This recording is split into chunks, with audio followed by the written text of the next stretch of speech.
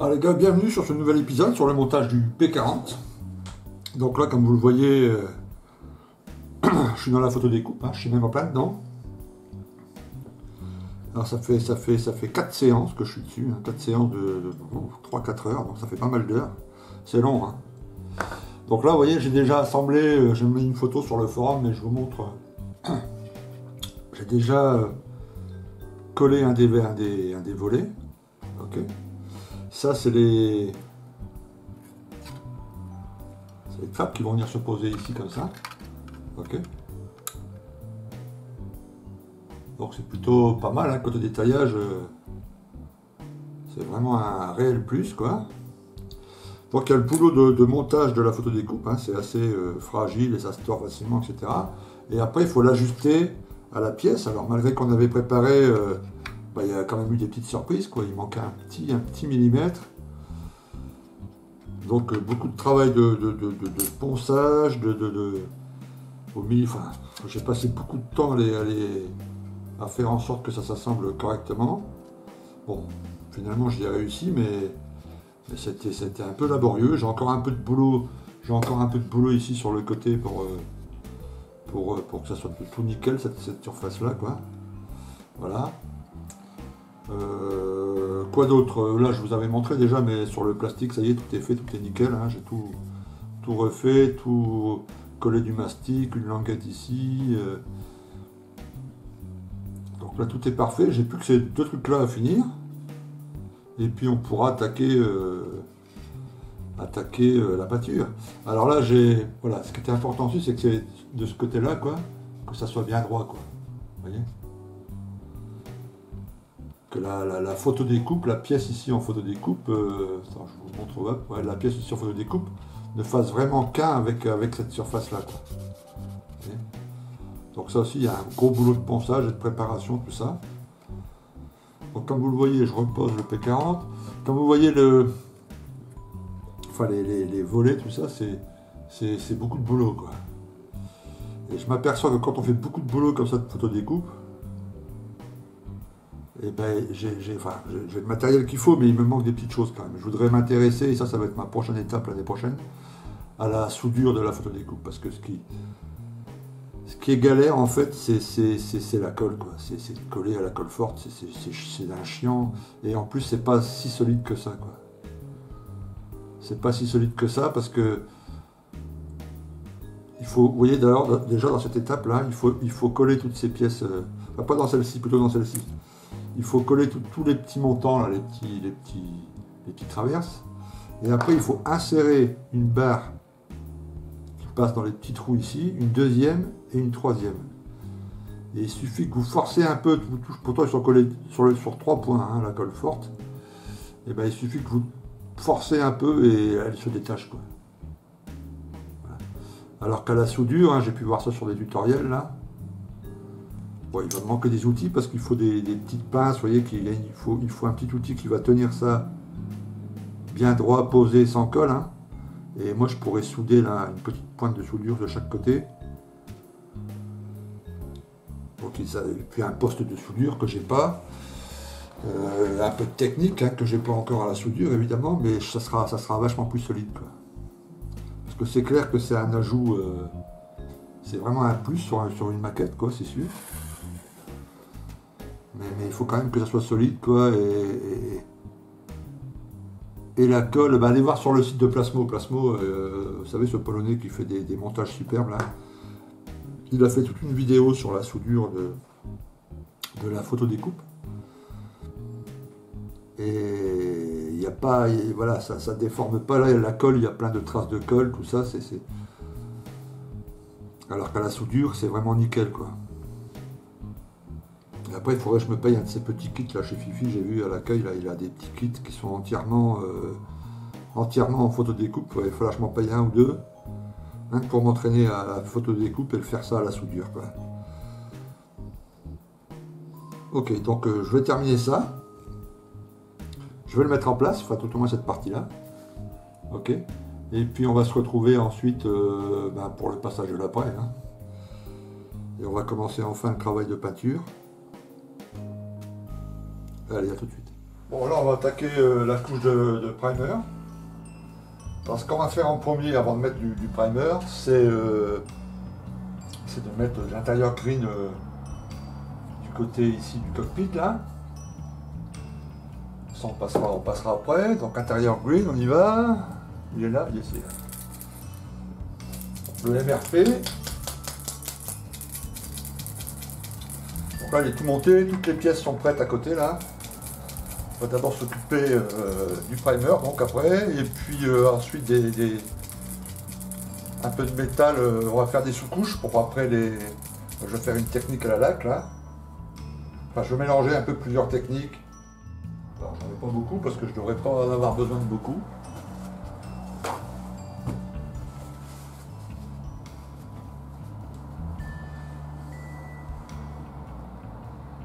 Alors basse pression, je suis à moins d'un bar là.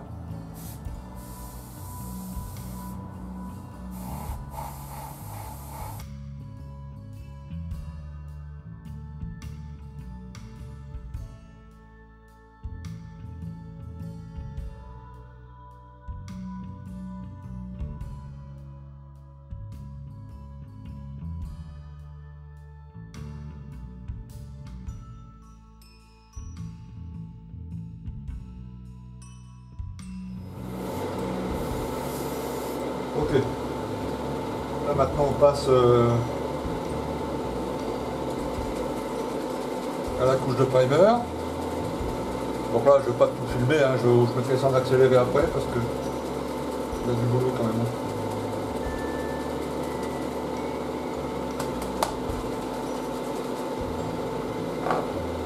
Allez c'est parti.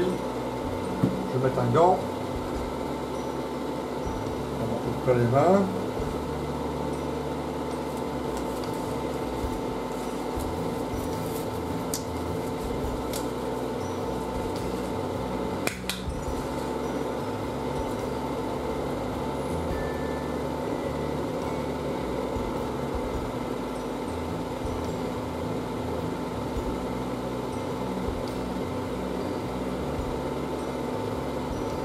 Ok.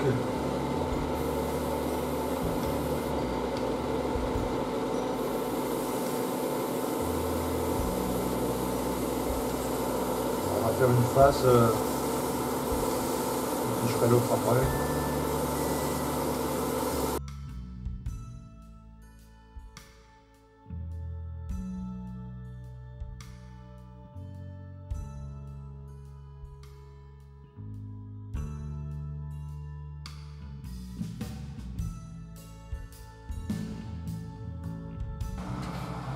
Bon, voilà les gars. Une bonne vingtaine de minutes à peu près. Donc toutes les petites pièces là que j'avais préparées des deux côtés, de chaque côté, celle-ci aussi là, l'hélice et tout ça. Et l'appareil évidemment.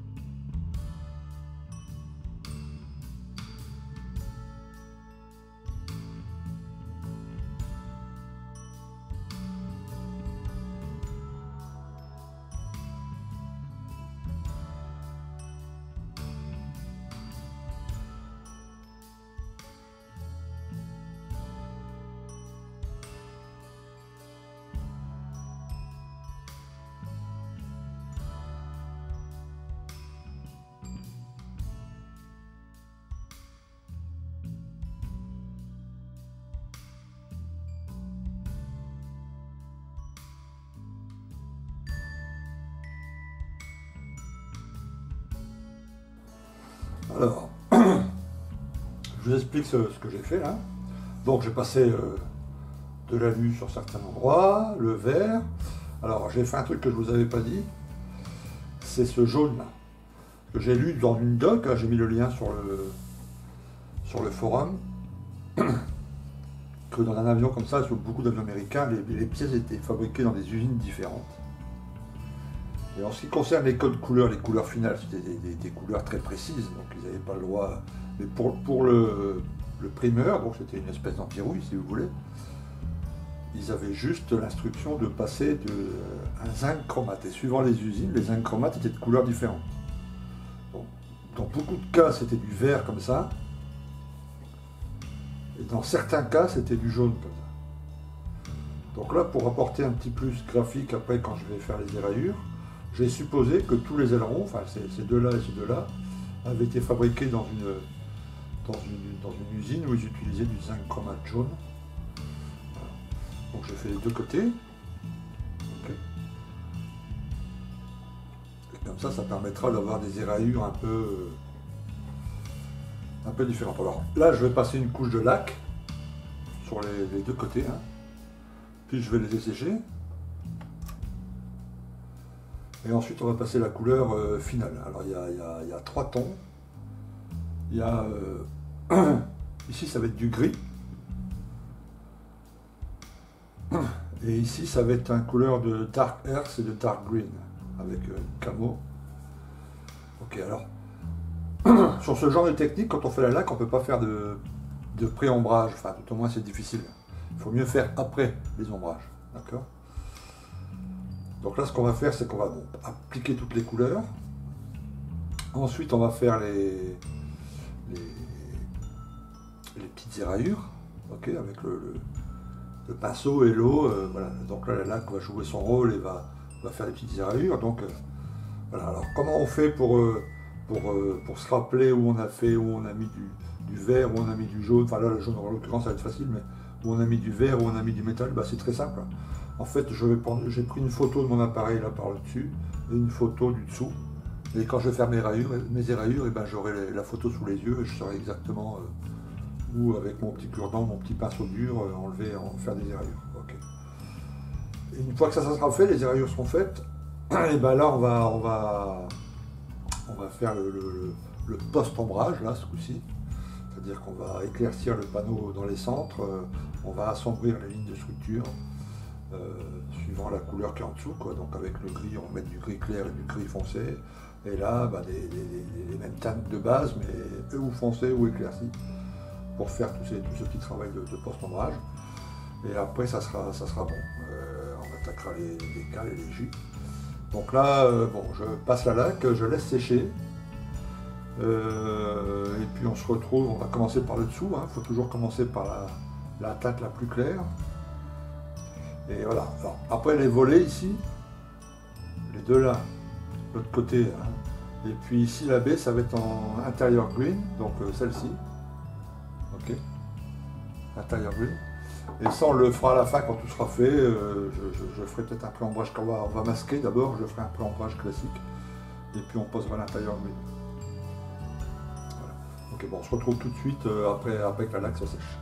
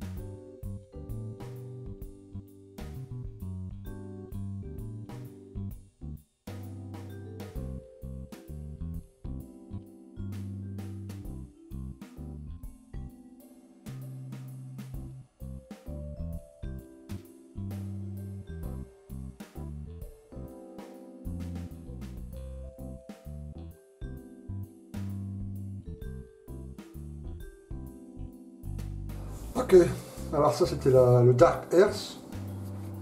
Ah oui, j'ai fait un main levée. Hein. Après je vais, quand ça sera bien sec, le Dark Earth là, je vais poser vous savez, la pâte, ah pardon, celle-ci là. Voilà.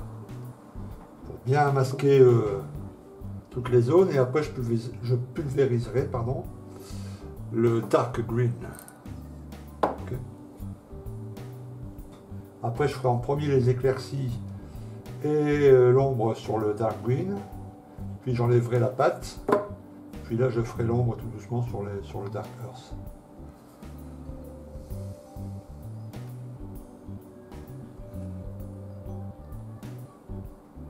Pour l'instant je regarde si les détails sont ok.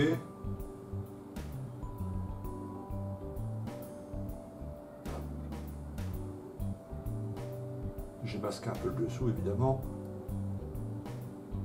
Bon, pour l'instant ça va, c'est nickel. Bon, je vais laisser sécher un peu avant de passer ça là, disons une petite heure. Et puis après je passe le putty là. Et puis on attaque le green. Voilà, donc il est masqué avec cette fameuse pâte là, voilà, je voulais vous le montrer. Alors ça se travaille, voilà, pour faire un 32, tu vois, ça c'est un 32e, il me reste ça. Donc là je montre quoi faire un 32. Et puis pour procéder, bah, c'est facile, hein. Tu fais des bandes comme ça, tu les places, ça se coupe au ciseau, ça se retravaille au cure-dent après, tu vois. Et après si tu veux faire des bords flous, tu vois les bords hein, qui sont là, est-ce qu'on voit bien? Et ben tu les roules avec tes doigts, tu vois. Donc ça fait un petit boudin, et après quand on va mettre la peinture, ça va faire un petit dégradé évidemment. Tu vois. Voilà, donc là j'ai tout mis, tout comme il faut, j'ai vérifié 3 fois sur le plan. Bon, c'est un aspect un peu bizarre, hein, c'est clair. Hein. Mais bon. Ok, bah là on va attaquer donc la peinture. La dernière couche, enfin dernière couche non mais la dernière couleur, le Dark Green.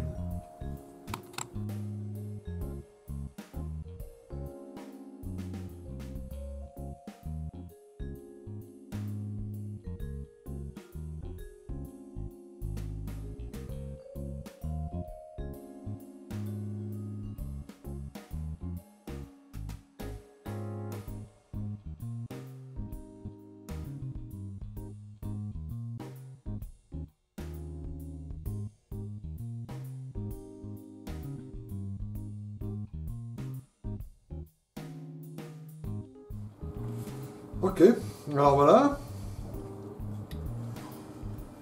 Donc on va bien, je vais le laisser sécher avant d'enlever la... Ah, je sais même pas si je vais l'enlever, je vais peut-être faire les éclaircies avant. Je l'ai jamais laissé super longtemps quoi. Donc j'ai peur après que ça arrache le...